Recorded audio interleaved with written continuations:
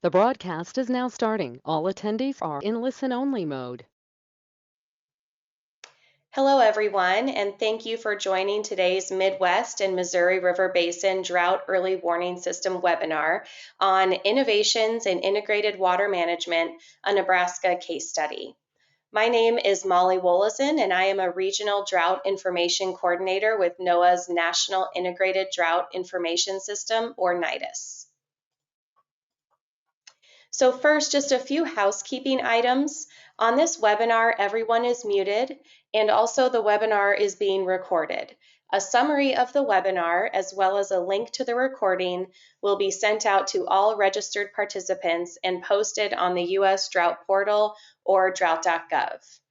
For questions, please use the questions box, which is located within the GoToWebinar control panel. You're welcome to answer or to enter questions at any time throughout the webinar, and we will get to these at the end. Before we get started on the presentation, I wanted to provide just a brief overview of NIDIS, the National Integrated Drought Information System. NIDIS was created by Congress in 2006 with a mandate to help the nation prepare for, mitigate, and respond to the effects of drought. NIDIS does this through a series of activities, including the development of regional drought early warning systems, or DEWs, shown on the map here, and through support to improve drought predictions and forecasting, effective drought planning and preparedness, and assessing the impacts of drought. NIDIS also hosts the U.S. Drought portal at drought.gov, which contains a wealth of information on drought research and conditions. In the federal drought landscape, NIDIS plays a unique role in the following ways: through convening and coordination, delivering of information, and advancing and integrating research into action. All of the work that NIDIS does is done in collaboration with partnerships across the country at all levels. So for today's webinar, we are featuring a presentation from Jennifer Schellpeper, who is the Water Planning Division Manager with Nebraska's Department of Natural Resources. During her 20 years at Nebraska's Department of Natural Resources, Jennifer has advanced in the agency, succeeding in a variety of responsibilities. She began in groundwater and surface water permitting, then moved to the Planning Division to coordinate implementation of the North Platte Decree and the Platte River Recovery Implementation Program. Since 2004, when Nebraska's integrated management statutes were passed, she has worked with other department teammates to develop and implement integrated management plans, including focused work on education and outreach about integrated management planning in Nebraska. In her current role as the division manager, she manages the development and implementation of the integrated management plans and interstate water agreements across the state of Nebraska. So we will have Jennifer present, and then after that, we will have time for questions. Again, just a reminder, please go ahead and enter your questions into the questions panel at any time throughout the webinar, and we will get to these at the end. So Jennifer, I think I just made you presenter. There we are. I'm seeing your screen. It looks good to me. And I just want to see if we can, it looks like you're muted. There you are. Okay, so you're able to see the presentation screen? Yes, correct. It is, looks good to me. Take it away. All right, thanks, Molly. Yep, thanks for that great introduction. I really appreciate it. Our agency manages surface water in the state of Nebraska. We also jointly manage that surface water along with our 23 local natural resource districts, which manage groundwater. And this will be the focus of my presentation today: joint integrated water management in the state of Nebraska. I will review some of the key tools in Nebraska's legislative toolbox that make it successful, as well as discuss some of the challenges that we have seen along the way.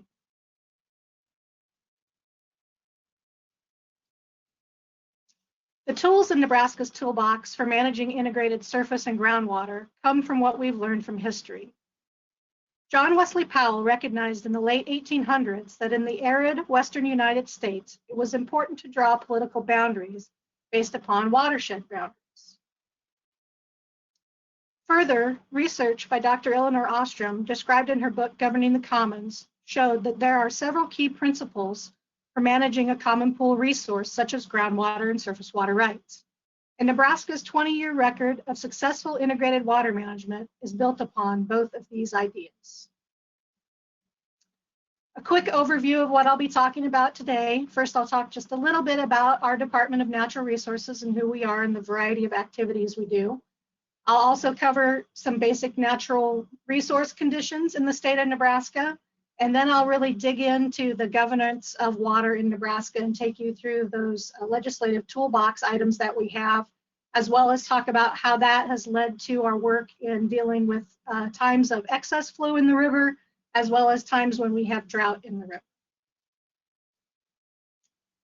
So first, Nebraska Department of Natural Resources, who are we? Well, we don't do just integrated water management planning, so though certainly that's my area of expertise.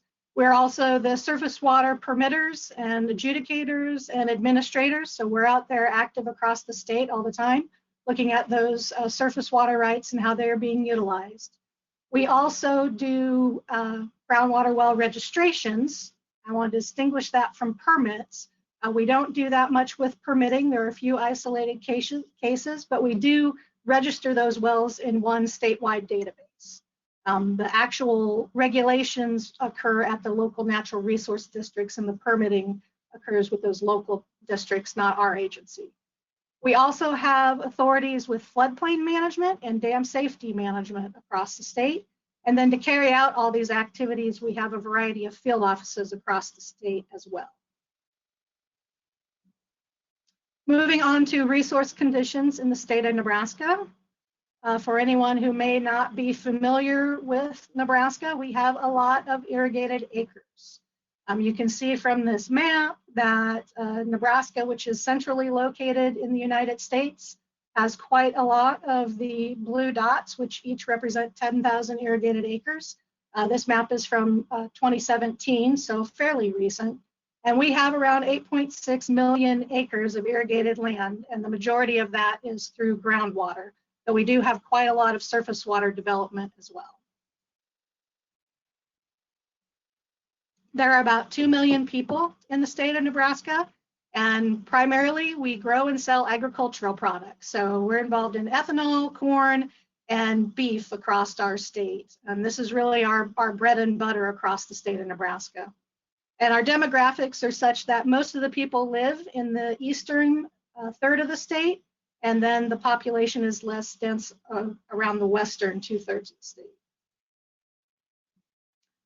Our precipitation varies dramatically across the state. We go from about 35 inches in the southeast corner to around 13 inches in the far west panhandle of the state of Nebraska. So certainly this is one of the items that creates for interesting water management. We can't do it consistently across the state. We see a good deal of variability. And it's also variable on an annual basis. These graphs are of reservoirs across the state of Nebraska or influencing flows within the state of Nebraska. You'll see one of these reservoirs is actually located further west in Wyoming, but our Platte River is dependent very much upon the supply that's stored upstream in those mountain areas in Wyoming. So we have multiple years shown on these graphs in the different colors, and just multiple years across the bottom here. You can see there's just tremendous variation in that supply, particularly here from the mountains and down the Platte. This is our Republican River down in Harlan County, which is the southern part of the state. Then we have Merritt Reservoir, which is in the northern tier of our state, more in the Sandhills, where we have a little more steady supply there due to our aquifer. Of course, that is the High Plains Regional Aquifer, which you can see on this graph. We are blessed with a plentiful supply of that groundwater from the High Plains Aquifer. You can see there's a bullseye in particular out here, this dark blue area, that is in our Sandhills area. It acts like a giant sponge, really, all that sand to collect the precipitation and give us a nice aquifer in that area. But then as you move further east, you can see that High Plains Aquifer disappears and is replaced by glacial till aquifers, which are not as plentiful. They are interspersed and isolated, so it takes a different bit of management to work in that area. Another map of general conditions then on the groundwater. We have a lot of water level measurement data, which produce this map. We get a new map every year. This is pre-development to spring of 2022. You can see we have groundwater level declines going on in some of these western areas, even some here in the Blue Basin in the south, more south and east. But then there's also areas where we have increases in groundwater levels since pre-development. A lot of that is due to some high storm events that we had in 2019. So even with this, we can see some interannual variability in those water level changes across the state. So that's everything on resources. I'll move on to the governance of water in the state of Nebraska. In this slide, we have what I like to call the DNA of Nebraska water law. And so, excuse me just a minute.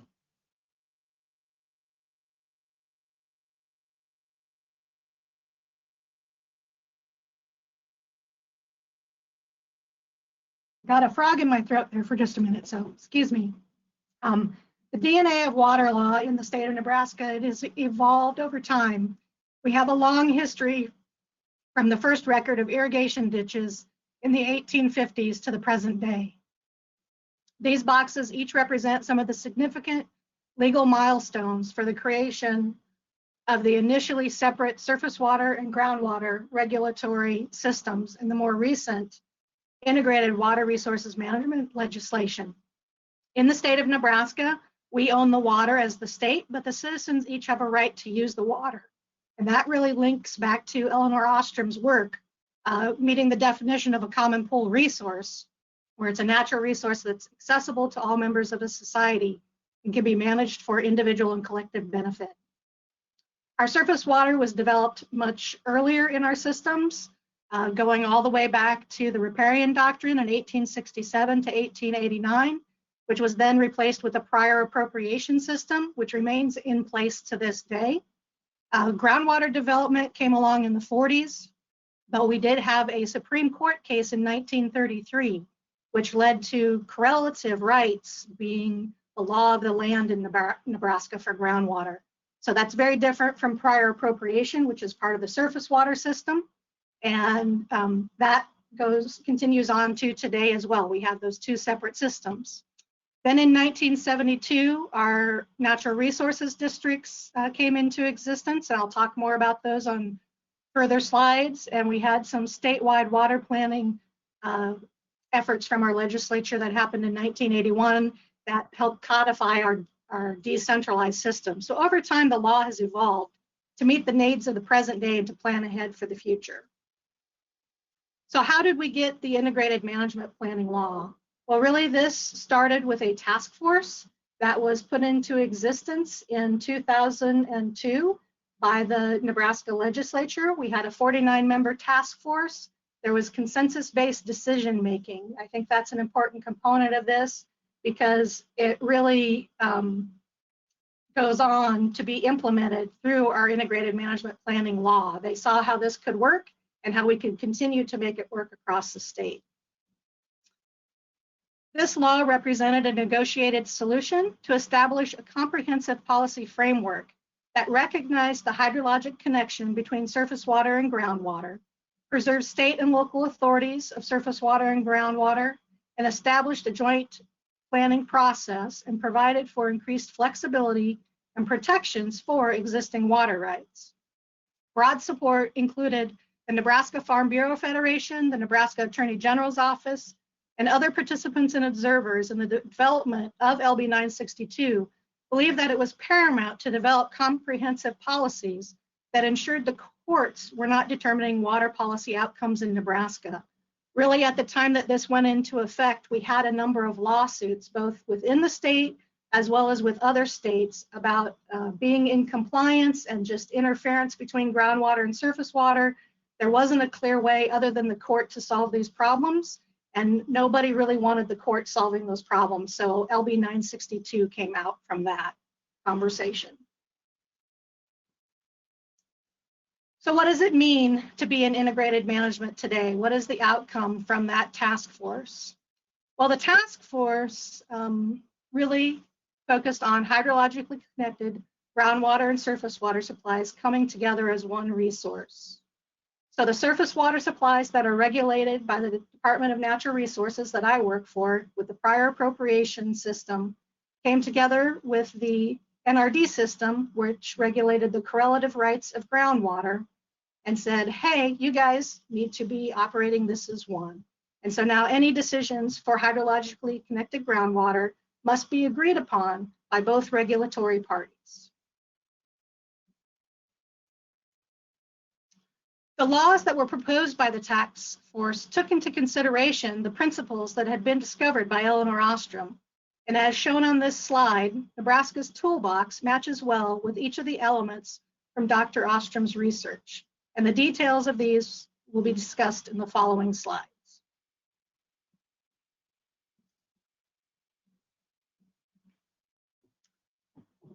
The first item in our toolbox is having nested tiers. We have, of course, interstate basins shown pretty small, but in this top map, we've got the Platte Basin going through the central part of the state, the Republican Basin and the Blue Basin on the southern portion of the state, and the Niobrara Basin across the top. Each of these have interstate agreements. And this was one of the areas where we were having lawsuit issues. And so the new statutes specifically say that integrated management plans must keep the state in compliance with any interstate agreements, compacts, and decrees. Then from there, we also have basin-wide plans that are described in the statutes. And you can see that on the second map here. We have a few basin-wide plans that are in place right now in the Upper Platte Basin, the Republican Basin, and the Lower Platte Basin. And basically, this is where we have multiple natural resource districts all working together along with the State Department of Natural Resources to develop what I like to refer to as an umbrella plan for the basin to keep consistency from one end to the other. And then at the foundation of all of this is our local control, which is where the individual integrated management plans are made with one NRD and the Department of Natural Resources to actually implement controls. So this is where the regulation part actually happens, is at this local natural resource district level. And this nested hierarchy as part of the institution is really important because it provides a balance between what's going on at the state level, at the federal level, and with those local users. Those local users can frequently be under a lot of stress from any of the local users to not take action on things. And it provides a consistency and a communication conduit for all those levels to make sure action is taking place. Another principle from Eleanor Ostrom's work is having well-defined boundaries. And this is a feature that I believe makes Nebraska unique, is that our politically defined natural resource boundaries follow that advice from John Wesley Powell to follow our natural watersheds. Both surface water and groundwater management in Nebraska is done this way as delineated on these maps. Right now, you'll see the surface water basins shown across the state where we do our surface water management. And then you'll see the natural resource boundaries come online next. And you can see those overlap pretty well across the state. And this makes management of these resources much easier from an administrative point of view when the regulatory boundaries follow the resource boundaries. This decision was made in 1972, and so we have had 50 successful years of managing our resources based on watershed boundaries. Another unique aspect of the natural resource districts is the local and decentralized control that allows for water user engagement, management, rulemaking, and monitoring at this local scale. So we have a decentralized water management system that focuses on those local needs and conditions. We do have required plans in some areas. Those are really in our water challenged areas of the state. And so it directs efforts where they are needed most. Our agency goes through an annual planning process where we designate what we call fully appropriated areas. And we also have an over appropriated area. And so that's where our plans are required to meet those needs where we have challenges. Then the rest of the areas where our annual report would not say we are required to do a plan, those NRDs are able to voluntarily begin an integrated management plan and do more proactive management. And right now, between these two types of plans, required plans and voluntary plans, really we have IMPs all across the state of Nebraska that are in place or being worked on to be put into place. And under our laws, each of those plans must contain one surface water control and one groundwater control. And those controls need to be consistent with the goals and objectives that are developed in that plan. A second component of having good boundaries is to have a good inventory of the water rights themselves, the legal users and uses of the water. In Nebraska, our water uses are permitted either by our agency or the local natural resources district.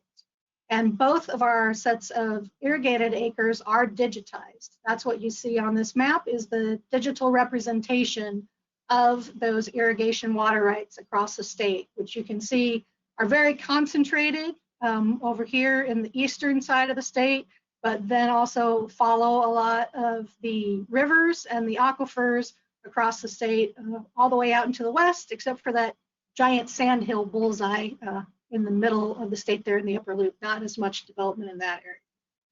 So we know where these water rights are located, and we know how much each right allows the user to use of that water. Okay, this slide has a lot going on in it, and I'll talk in more detail about the various components in the upcoming slides. But overall, there are three main goals for any integrated management plan. Basically, we protect existing users, we must comply with our interstate obligations, and we must protect the basin for both the near and the long term. I think that's an important component of our statutes and the way they are written, because you could take perhaps a nearsighted view and cause problems in the long term, or you could take solely a long-term view that causes harm in the short view. So our law requires us to balance both visions of our planning for today and for tomorrow. And generally, we try to look about 50 years in the future for our long-term planning. Now, these goals sound straightforward and simple, but to determine how these goals will be accomplished in any basin-wide plan or an individual integrated management plan is a multi-step process that are described in these two graphics on this slide below, and I'll go into more detail on those.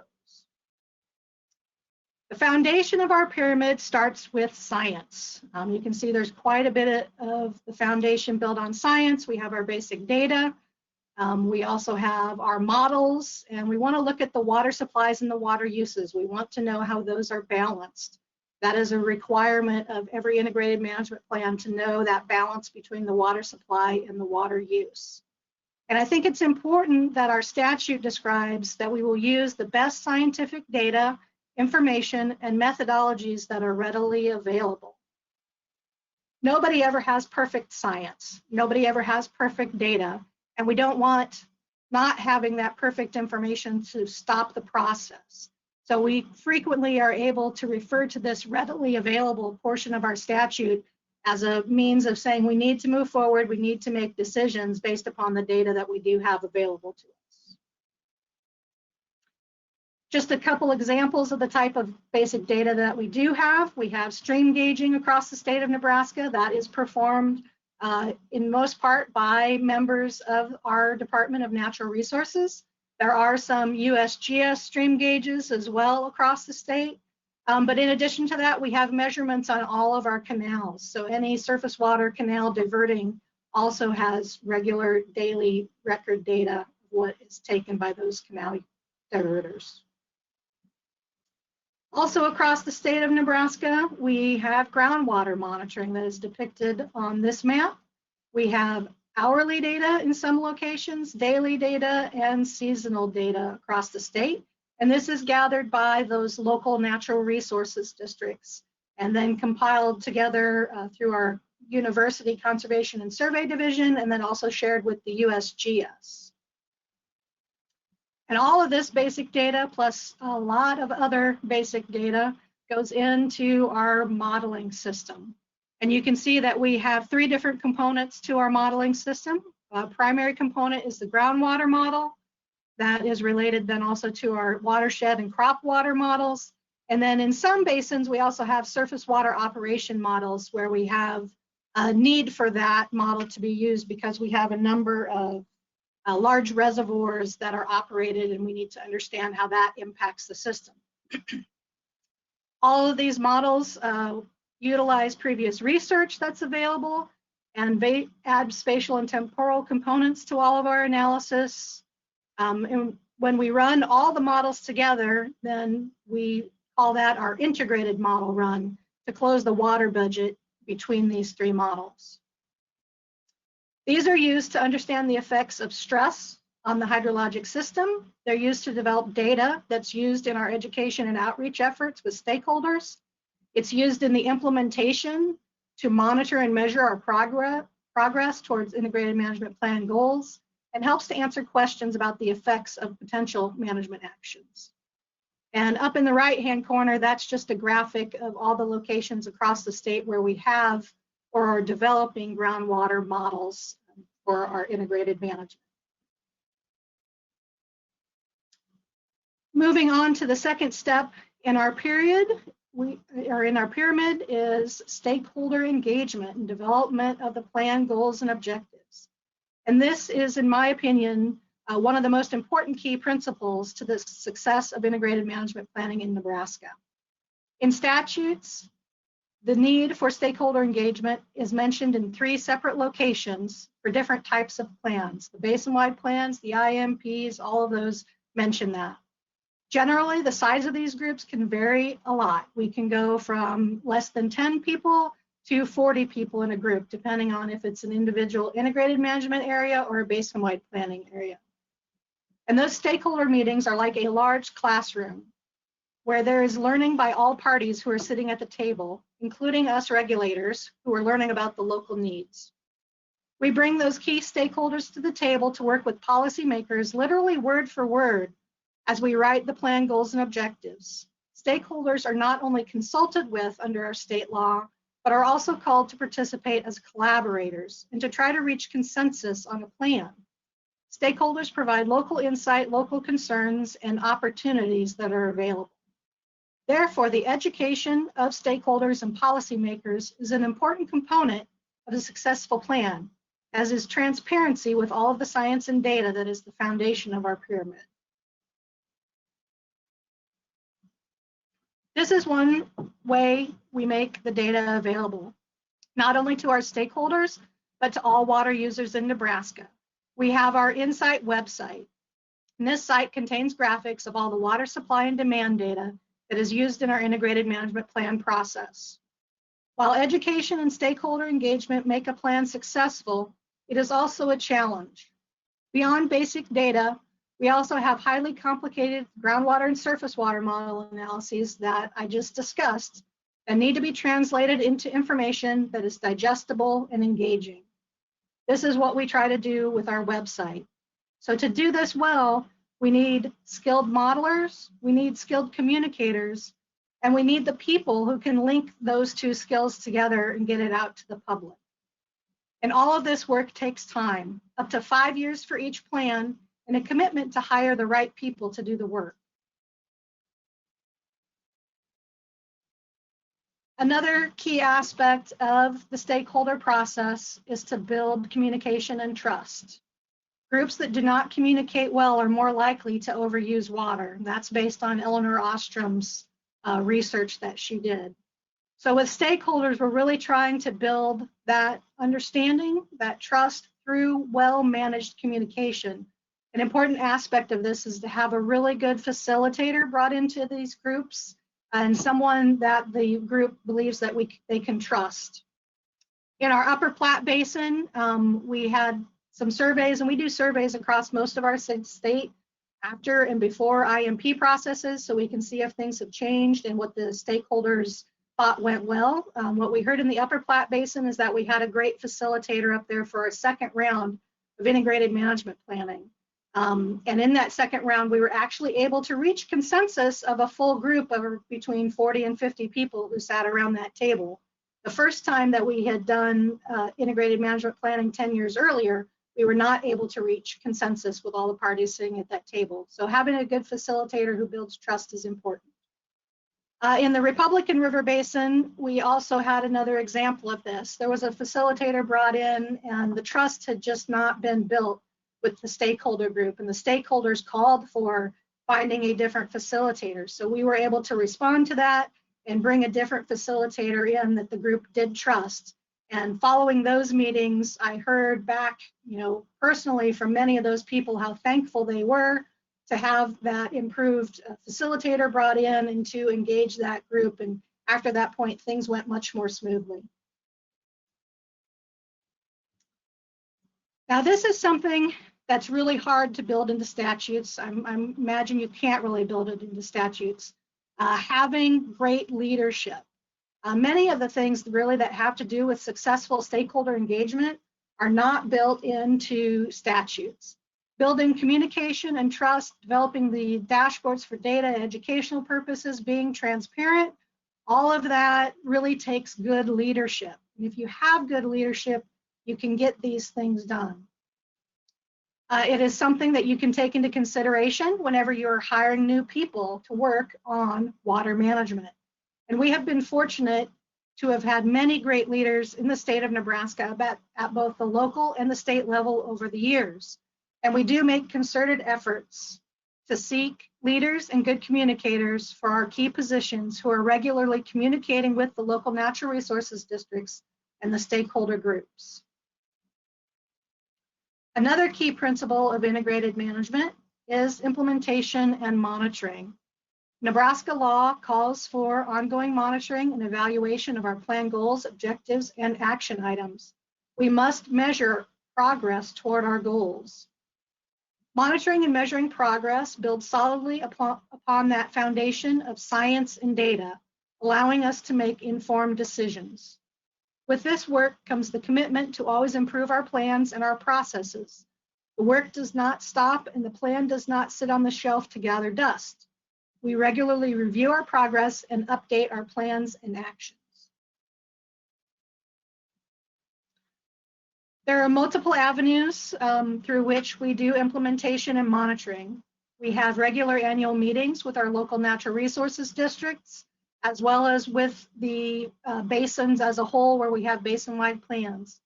There are regulations put into place in some locations where we allocate groundwater, or we might have acre reductions in water use. We also have other projects like conjunctive management, leasing of water, creation of more storage facilities, including storage of water underground, and augmentation pumping to the stream, depending upon the area we are at and what the needs are. And then, of course, there's the compliance monitoring. And we utilize remote sensing, meters. Of course, neighbors are one of the best sources for compliance monitoring. And we do field investigations. And this is true for both DNR and the NRDs. Again, it's joint planning, joint implementation, and joint monitoring. Additional monitoring outcomes that have resulted from these IMP processes are the development of dashboards to share other water supply data besides what I showed earlier on our Insight board. These data are relevant to the water users in the respective basins based upon the things that we've heard from folks and what they set as their goals and objectives in that basin. The tools for monitoring excess flows of water and drought conditions are about providing real-time data to the decision makers and the general public so that they are aware of opportunities and risks in their basin. Currently, we have or are developing these tools in these basin-wide areas, including the Platte and the Republican basins. So the first example I have here is the decision support tool. And this has been developed in the Upper Platte Basin. In this area, we are over appropriated, and so we are trying to reduce water use at times when the demand is higher than the supply that's available. Another tool that we're trying to do is move the water from times of excess store it, and make it available later when we do not have excess flows. So this decision support tool provides real-time data to all of our water users in the basin who are interested in that opportunity to take that excess flow water and retime it for a later time. This provides compliance for our integrated management plans, our basin-wide plan, as well as our interstate agreement with the Platte River Recovery Program and endangered species. So if the dials all across the top were to be green, that would be a situation where we would have excess flow across the basin. In this example, we have a red dial to the left, so that means above that point in the system, above Lake McConaughey, we do not have excess flows available. You can also see that our dashboard shows the number of permits for the use of excess flow. Currently, this is showing 11 permits, and that there are currently all of those permits are closed, so they would not be taking excess flow water as of when I took this snapshot, which I believe was yesterday or the day before. So anybody in the public has this available and can come check it out to see if there are excess flows available. And if you just wanted to see who was open and possibly taking excess flows on any given day, that would show up here as well. In the Lower Platte, we have what we call the Lower Platte Drought Consortium. And this was a collaborative effort to develop a drought contingency plan, basically to look at those flows in the Lower Platte. In 2012, we had a very, very significant drought, and low flows in the Platte River threatened some of our municipal supplies in that area. And some significant conservation measures had to be put into place. That really raised flags for everybody that, hey, drought is a significant issue here that we need to be thinking about, we need to be planning for. So that really instigated getting this Lower Platte Drought Consortium up and off the ground. It took a few years. We were able to get a successful grant from the Bureau of Reclamation to develop the plan and put it into place. Part of that plan was developing drought plan triggers. You can see those in the lower left-hand side of the PowerPoint slide. And so you can see we have triggers for mild drought, moderate drought, severe drought, and extreme drought. And then folks wanted to know, okay, well, where are we at? How do we know which of those categories and which triggers are current as of today? So the group decided to develop this drought monitoring dashboard that's served up through our website. You can see we have our triggers of the PDSI value and the discharge from the stream value. Those are both coming from our triggers. And then which drought category it means we are in because of where those triggers are at. So you can see this was as of September 17th. We're still in a major drought across Nebraska and very intense drought in this eastern third of Nebraska. So still experiencing that extreme drought condition. But this is a great place not only for the members of the consortium, but also for the members of the public to come and see where what the current conditions are in the Lower Platte Basin.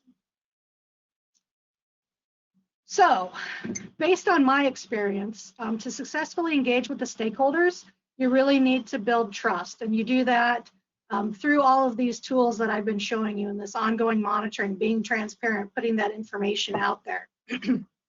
You need to have leaders who are going to engage with those local managers, the local water users, and the local champions. Those coffee shop talkers who will go out and talk with others in the community are really important to engage with. And that engagement builds trust and maintains relationships. Finding the right people and the passionate people to do this work is a challenge. And I want to close with two more of my success stories that I've seen across Nebraska.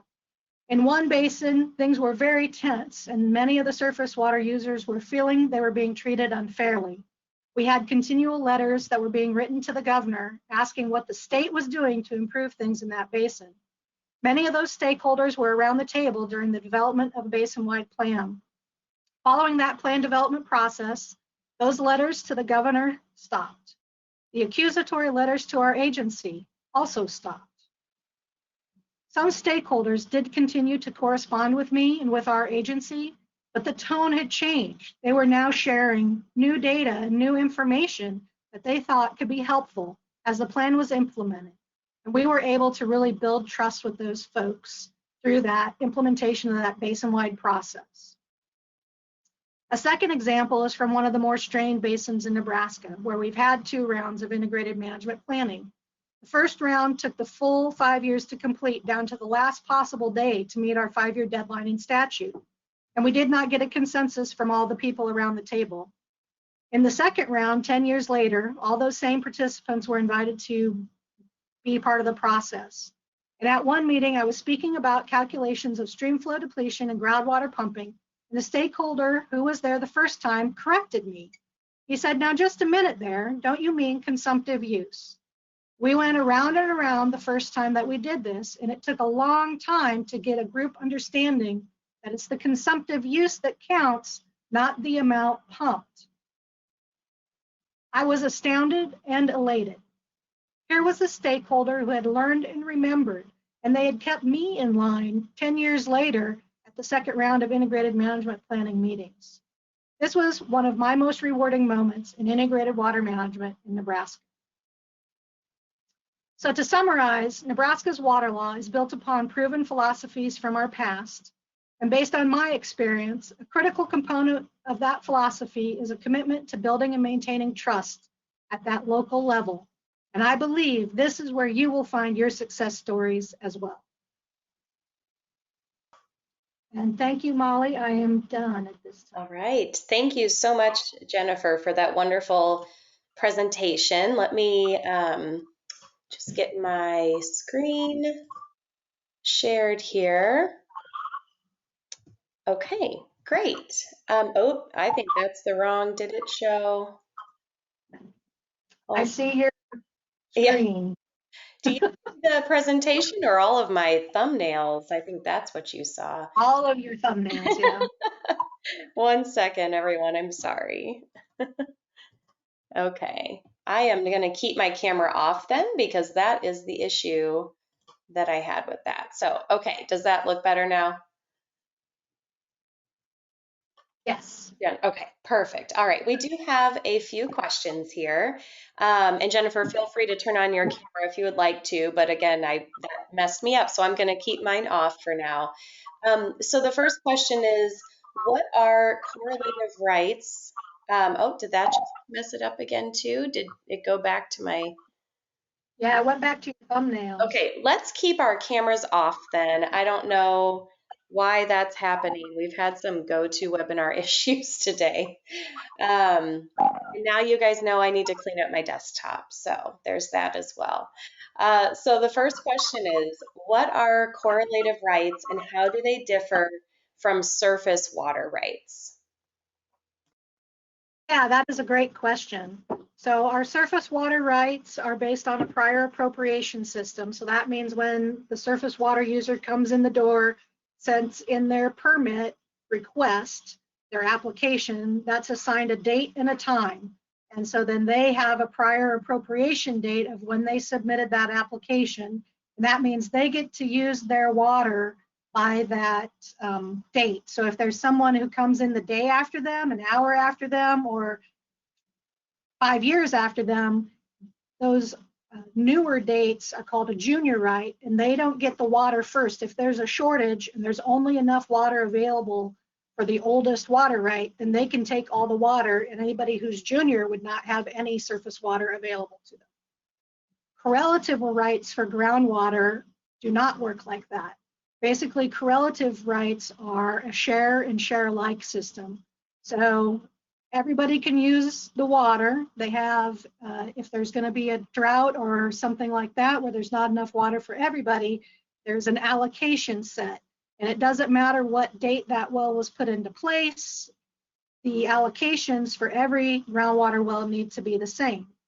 That's generally what correlative rights. Now, there are some exceptions to that that have come about, in particular with integrated water management, where the NRDs have been allowed to, after certain dates, like say they put an integrated management plan in place in 2015. Any new groundwater wells that come into place after that date could be treated differently than groundwater wells before that date. So that was a new part and flexibility added with the integrated management planning law.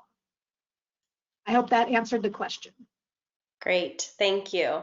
And just a reminder to everyone, we do still have some questions we're going to go through, but if you have a question, please use the questions box in the GoToWebinar control panel. The next question is, are climate projections and risks integrated into your water models? We have done runs that look at that integration. It is something that we are still working on, but we try to at least to do some kind of envelope conditions where we're looking at perhaps some dry conditions persisting or some wet conditions persisting.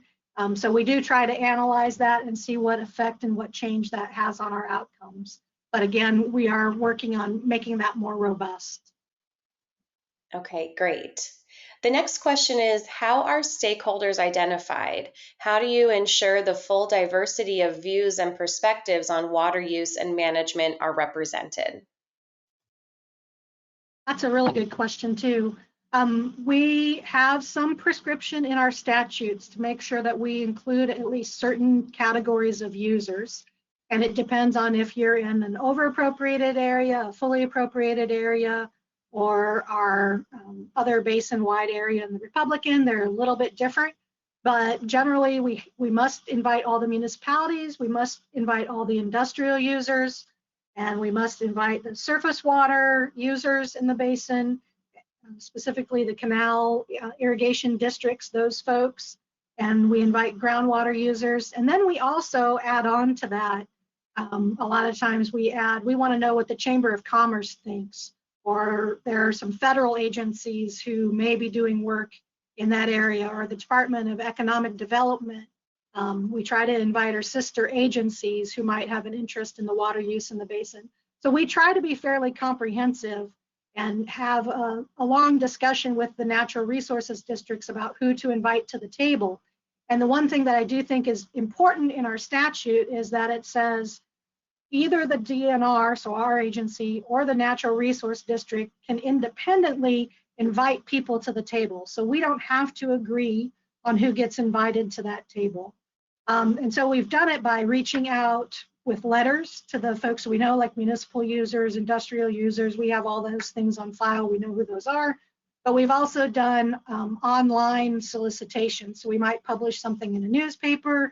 We also publish it on our website, and we say, hey, if you're a water user in the basin, you're interested in participating in the stakeholder plan, please come fill out this form and request, and we'll get you invited to that first meeting and see if you want to make a commitment, because a commitment for 3 to 5 years is a pretty long commitment for anybody to sit there around that table and talk about water uses. But in a lot of cases, particularly in the basins where we have conflict, it's an important enough issue that we get quite a few people who commit to that, being there on a regular basis for a long period. Yeah. Okay, great. Thank you. So the next question is there water management to maintain the Ogallala aquifer? Yes, there is. That's in a different part of the statute. That's solely the purview of the natural resources districts themselves. So they are able to set a goal for their aquifer for the time frame that they are trying to sustain it over. They also do well interference, which is all about the aquifer and maintaining levels there. So certainly the NRDs set allocations and regulate and manage their groundwater in those areas. So like the map I showed that had some of those significant groundwater declines in the western part of Nebraska, those NRDs are using their authorities to manage that decline and to work to halt that decline as well. Okay, another question here is, can you detail how Nebraska's floodplain management works with the Missouri River Fish and Wildlife Mitigation Project? I am not able to answer that question. That was the floodplain question. Okay, that's all right. Thank you. All right, we still have a couple questions here. So how frequently, you kind of answered this a little bit just by saying that stakeholders are committing to like a 2 to 3 year discussion, but the question is, how frequently do you typically meet with stakeholders over the course of developing a plan? And does each meeting focus on a different topic? Yeah, we have two different approaches. So it depends on if you're in a basin-wide plan area or if you are in more of like a voluntary individual IMP area. In the voluntary areas, we don't meet near as often. And there's usually a couple set meetings. There's like an introductory meeting. There's a couple dig into goals and objectives meeting. Then there's a here's the writing. We've come back with a more fully fleshed plan. Let's review it meeting. And depending on how that goes, you may need 1 or 2 meetings before you have a hearing, but it just depends on the user interest in that area. In a basin-wide plan area, those are the ones that generally have gone the full 3 to 5 years, and we've set up our schedules so we're meeting basically every other month with those stakeholders, probably for at least 2 to 3 years of that process.